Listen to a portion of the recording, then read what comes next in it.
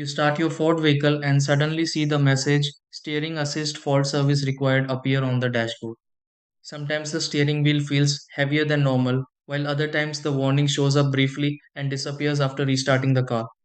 This issue is commonly related to low battery voltage, steering system communication errors, sensor problems, or temporary electronic glitches instead of complete steering failure.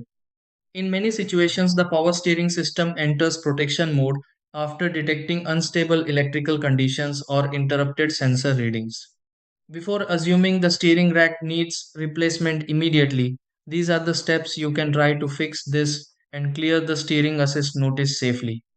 Turn the Ford vehicle off completely and restart it after a short wait.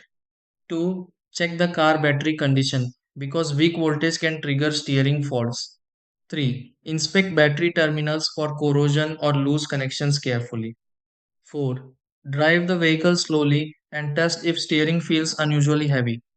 Scan the vehicle for stored fault codes using an OBD diagnostic tool. 6. Make sure steering related fuses are not blown or disconnected.